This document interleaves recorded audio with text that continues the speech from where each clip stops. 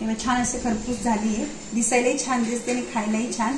आता थोडी कट करून घेते, त्याला चटणी वगैरे पण काही गरज।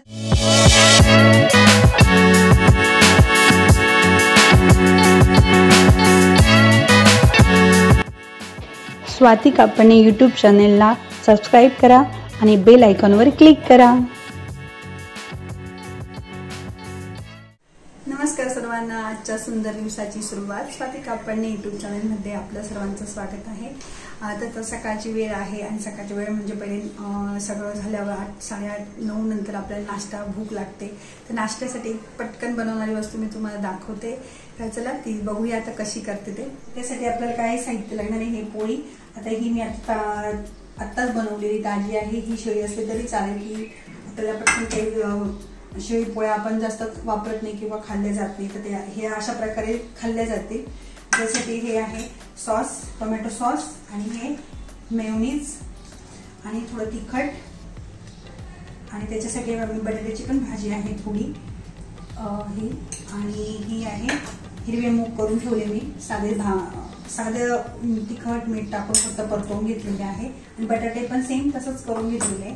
तर ते आता मी कसे करते ते, आता याचा ऑप्शन आहे किंवा हे नसेल तरी चालेल, बटाटे आपल्याला बटाटे अवेलेबल असतात, त्यामुळे बटाट्याची साधी सिंपल अशी भाजी करून घ्यायची, तिखट मीठ किंवा मिरची टाकून पण। तर मी तशी परतवून घेतलेली आहे, आणि आता आणि हे चीज तर मी कशी करते ते तुम्हाला दाखवते। मी तर थोडं तूप टाकून घेते, म्हणजे पोळी थोडी शेकून घेते। तवा तापत आलाय, तवा तापला आहे, तर दोन बाजू थोडे गरम करून घेते। आपल्याला खालची बाजू बघा, ते बघा खाली आता खालच्या बाजू ठेवलेली आहे। आता याच्यावर मी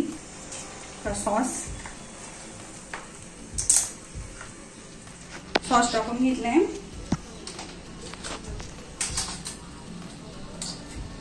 तेवढंच थोडं मेयोनीज साईडला, हे बघा मेयोनीज। हे आता मिक्स पोळीवरच करा, तोपर्यंत खाली खरपूस होऊन जाते पोळी, मी असं मस्त मिक्स करते। आता कोणाकडे पुदिनाची चटणी असेल ती पण मिक्स करू शकता, तर मी हे पण आता अवेलेबल आहे ते केलं। हे मस्त मिक्स झालंय, हे पूर्ण पोळीवर पसरवून घेते।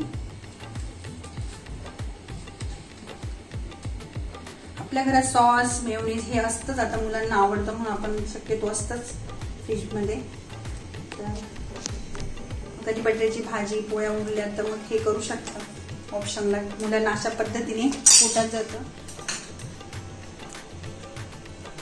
आता हे बटाटे मध्ये टाकून घेते।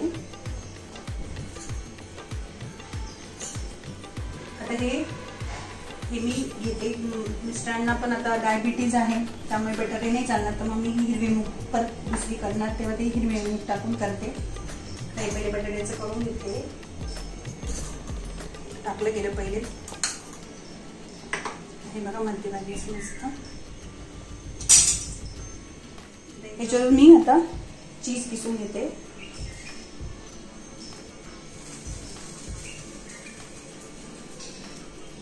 पूर्ण पोळीवर।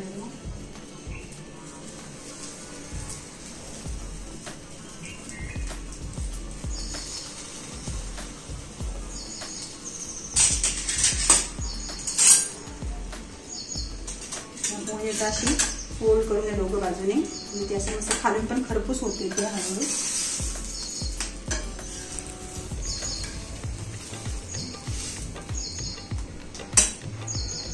त्याच्यावर थोडं चालून तूप टाकतो मी,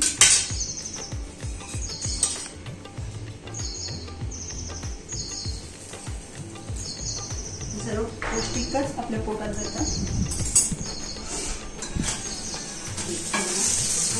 खरपूस छान अशी भाजून घ्या, मस्त कडक होते बा, आवाज येतो का, कडक अशी झाली पोळी। अजून थोडं 2 मिनिटं ठेवते, मग छान कडक होऊन जाईल पोळी।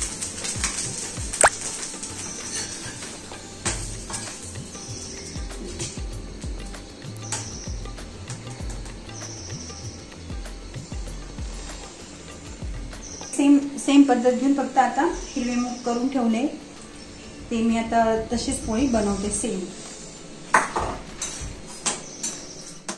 तेव्हा छान असे खरपूस झाली आहे, दिसायलाही छान दिसते आणि खायलाही छान. आता ही थोडी कट करून घेते. त्याला चटणी वगैरे पण काही गरज नाही, पण ज्याला लागत असेल त्याने घ्या. याच्यात सॉस मेयोनीज सर्वच आहे, ही डायरेक्ट खाऊ शकतो असे मस्त. हे बघा दिसायलाही छान आणि खरंच ट्राय करून बघा. आणि कोणी ट्राय केली तर मला नक्की कळवा कमेंटद्वारे की कसं झालं ते. हे हिरवे मूग टाकून दुसरी पोळी करून घेते.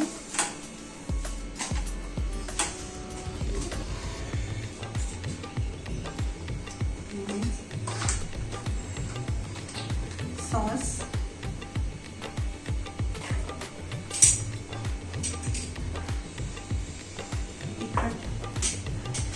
पूर्ण मिक्स करून घेते.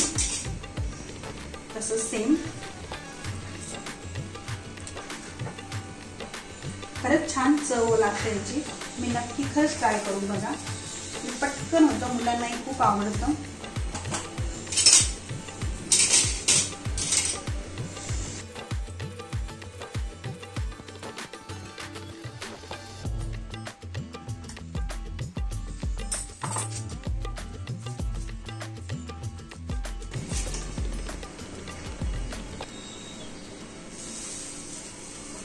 ची कोरडी भाजी कोणती असो, कधी कोबी पण उरली असेल किंवा आपल्याला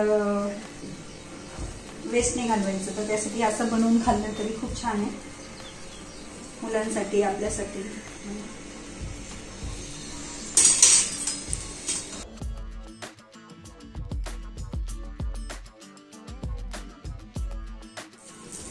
ती पण छान अशी खरपूस भाजी बघा, कडक लागतं. इथं पण आवाज येतोय.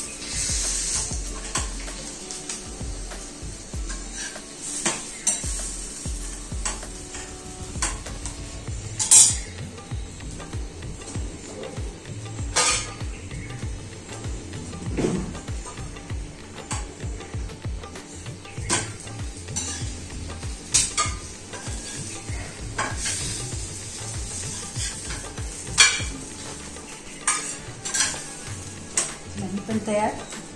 ज्यांना बटाटे चालणार नाही त्यांनाही मुगाचे केले, म्हणजे दुसऱ्यांना तर डायबिटीस असल्यामुळे त्यांना हे ओके आहे. मुगाच्या हिरव्या मुगाचे तयार. चला तर मग आता नाश्ता करूया. चला या नाश्त्याला